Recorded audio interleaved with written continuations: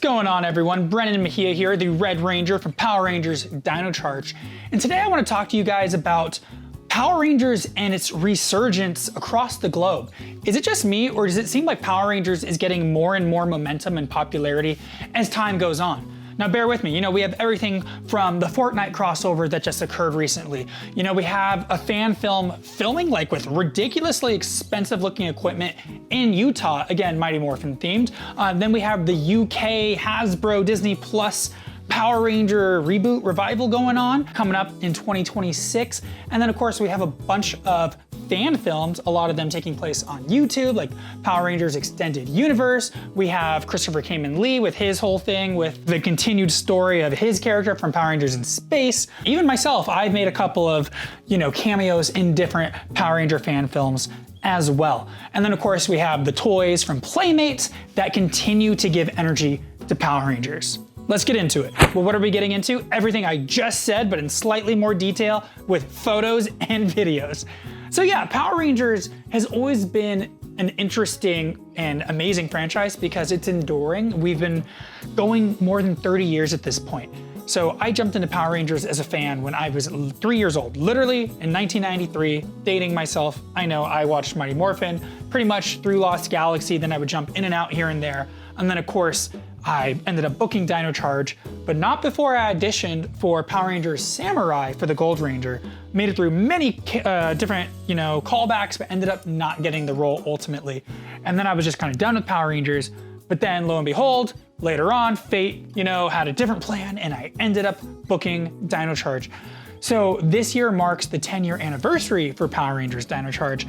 And in some ways people ask me, they're like, was it cool being a Power Ranger? And I was like, honestly, I forget about it a lot, but then I'll go to a Comic-Con or I'll be recognized randomly. Like the other day I was at a coffee shop in my hometown, place I've gone to multiple times, and a group of like 6 or 7 guys came up to me. They're like, I grew up watching your show. Can I have a picture? And it was surreal because at a Comic-Con, I go there kind of expecting that because people tend to go to Comic-Cons for a specific reason. Maybe a friend invited them, or they're like, I know this person's gonna be there, so I wanna go meet them. But when I'm caught kind of off guard in quote unquote the wild, it's cool because I forget that people grew up watching this, because I grew up on Mighty Morphin, but there's so many iterations of Power Rangers. It's amazing to see the impact that my own seasons, 44 episodes, 46 if you count some crossovers, out of hundreds, if not thousands of episodes, still means something to someone somewhere. So suffice that to say, with the love Power Rangers still has, and I know a lot of people are like, I want more mature and darker Rangers, and others are like, no, keep it what it is.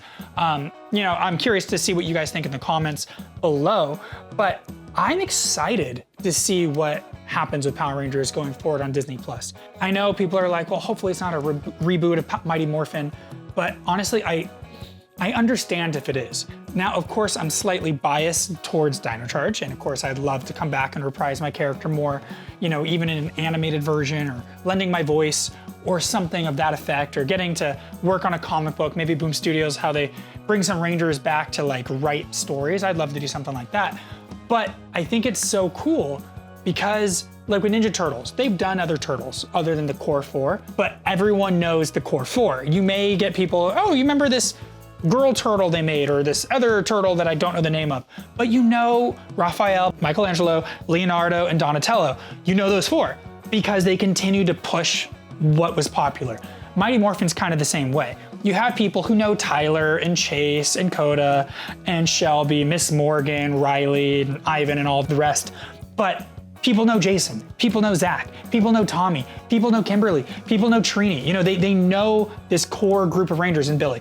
And it's hard because I know everyone's like, bring love to the new ones, but there's so many. Which one do you focus on? I mean, if you were them as a business, would you put your cards behind the one that kind of started it all in America? Or would you jump to a newer one hoping it's as popular? I mean, I think it's safe to say you'll go to the one that tends to be more popular, because as much as fans, we want to see every series get more love, it's a business for someone making money, and so they need the popular one to keep making more money, so then they could potentially invest in kind of diverge into the other seasons that aren't quite as well known or as popular as Mighty Morphin is. Now, of course, I want to see dinocharge team up with the Justice League and fight Godzilla and all the cool things that Mighty Morphin gets to do, but I'm not offended if it doesn't happen, I get it. So, will the future be Mighty Morphin? Probably more than the other seasons, but do I think it's a bad thing? Not necessarily. At least it means we still get more Power Rangers, and at the end of the day, I think that's truly what we want. Again, with the Fortnite crossover that just happened, it totally makes sense that they put Mighty Morphin into Fortnite. Will they do another season at some point? Maybe, but they have so much material with the originals, again, being the most well-known, it makes sense to go that route. I don't think the Fortnite crossover would have made nearly as much sense or been as popular if it was crossed over with Time Force or Jungle Fury or Cosmic Fury or dinocharge or even Dino Thunder, just because, again, it's those originals that really pull on that nostalgia heartstring of all of us, you know what I mean? So yeah, what do you guys think? Do you think that they should take a risk? Do you think it even is a risk if they went towards other Power Ranger themes? Or should they really just stick with the tried and true Mighty Morphin until there's a more solid foundation for whatever they're doing with Disney Plus, and then perhaps they can go the route of other seasons? Let me know in the comments, guys. And now, some questions from our sponsor. He's not our sponsor, he's actually our videographer and our editor, Steven Zarita has the mic. I've had this conversation, maybe jokingly, among my friends, but you know, they are filming in London. A lot of stuff films in London. I think Marvel just announced they're going to start filming their movies in London now. Are they? What's wrong with filming here? I think it's just the expenses. That's what we're talking about. See, money, even the location is why they film in London. So it makes sense again to me why they're going with Mighty Morphin. Anyway, go on. Your season is maybe the one season to kind of actually do this and go somewhere else that isn't vaguely the west coast of America within the fiction, even though you filmed in New Zealand. I think your town, like pretty much every Power Rangers town, is fictionally the west coast of America. Sure. But you spend 1 or 2 episodes over in New Zealand meeting a new Purple Ranger. Do you think they could or should, when they go over to London, just straight up say, hey, this season of Power Rangers is in London? Oh, I don't have a London accent off the top of my head. London! That's a great question. Tis morphin time. Tis morphin time. That's a little Knight of Xandar. Tis morphin time. Tis morphing time. No, I think if Disney being, I mean, it's a worldwide company, but primarily, you know, it started off in America.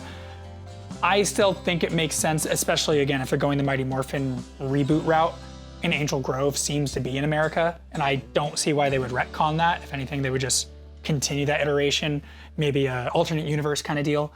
But it would make sense to me to still keep it in America, unless every guest star they hire has a British accent.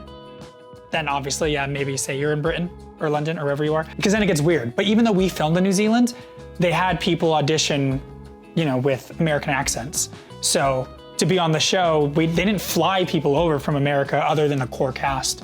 Everyone else pretty much was either from Australia or New Zealand who guest starred in our show, and they had to be able to do an American accent on some level, unless they were playing a character. I think we had an archaeologist in one who was Kiwi, right? I think so.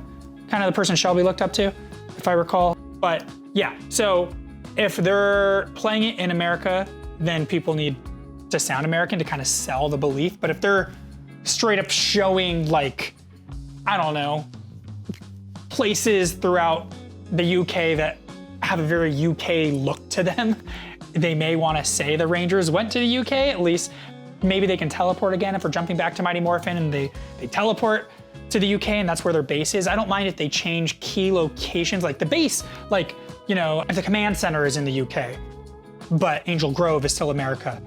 I'd buy that, that's okay. It doesn't have to be in the same country, right? I mean, if they can teleport, who cares really? But if they want Angel Grove to be in the UK, that's fine.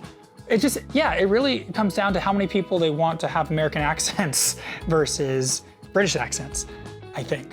But a lot of people tend to be able to do American accents, actors I've met that are international, because so much television that people have grown up with has been from America. Now we're getting more and more international shows on Netflix. You know, we got, what you call it? What am I thinking of? Squid Game. There you go. I was saying the 100 in my brain. Not the 100 on the CW, a different 100, but that was totally wrong. But yeah, Squid Games, great example. people in America wanted to watch the subbed version more than a dubbed version. At least I did. You know, and I think they may make an American version probably at some point, you know, with American actors, but it did well utilizing the source material and just subbing it. So I don't see Power Rangers though, because Power Rangers is already an adaptation of an international version in a sense. I think if they're making it international again, it's gonna run the New Zealand route of being the West Coast of America. But that's just my thought. Makes sense. And I just realized I got a shout out to Dino Fury, because they're also another example where they went to a different country. They go to Japan a couple times. Do they? Yeah, one of the characters' mom. They didn't actually go to Japan to film though. They went to, like, I guess their version of Little Tokyo, or put up a lot of Japanese signs, but then they just cut to way more Japanese footage than they normally can, where, Sure. oh, everyone running away from the monster is Yeah, Japanese. that's Oh fair. my gosh, and all the That's fair. signs. They didn't have to hide it for that That's episode. great. That's great writing, Yeah. using what you can. Yeah. I'm gonna hold out hope for Ernie's Tea and Crumpets bar, though. Oh yeah. And maybe Putty Fights at Stonehenge. There you go. There you go. Hey, one can only hope. Take care, and may the power be with you. Protect you. Something. I was gonna say the force be with you. Let's redo that. And may the power protect you.